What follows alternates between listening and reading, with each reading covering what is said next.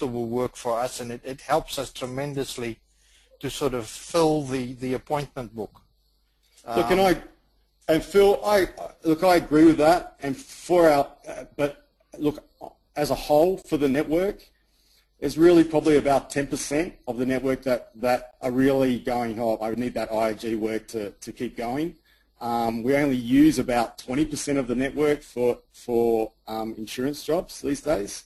So we have a lot of franchisees that don't do any IAG work at all. But for some franchisees like yourself, particularly like Brian, and it's become a huge part of their business, the water damage, and very lucrative part of their business, and one that they've really developed so that they can, like you do, Phil, like where you can go to other companies as well, and you've been able to develop that.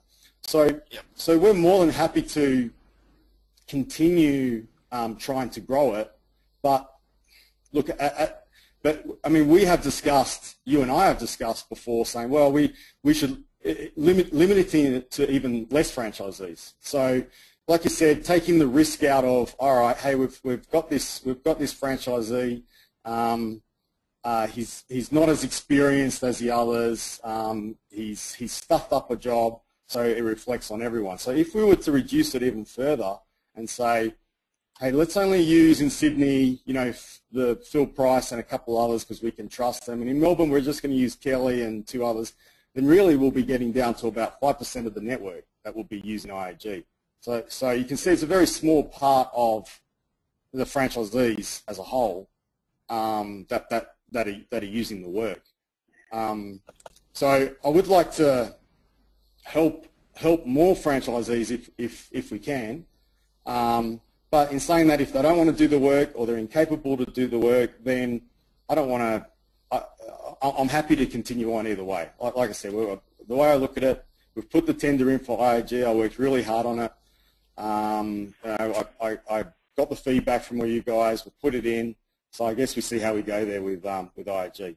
I'm hoping we get to the second round where we go to pricing. But you know, I don't know what that answer will be. When I speak to my account manager, there's, you know, the things that concern them. There's probably things that you probably don't think, but the things that are concerning to them are things like how quickly franchisees attend claims. Over the past couple of years, you know, franchisees, and probably because the work has been less, so therefore it's a bit of a lesser priority in their eyes,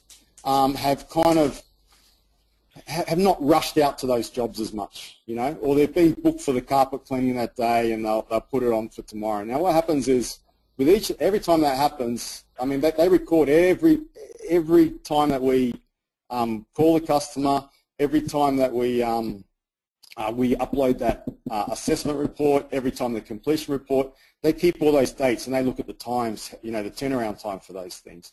So that's the kind of thing that you know, IAG look at. So we work hard on, you know, with the franchisees to get them to, you know, to attend jobs.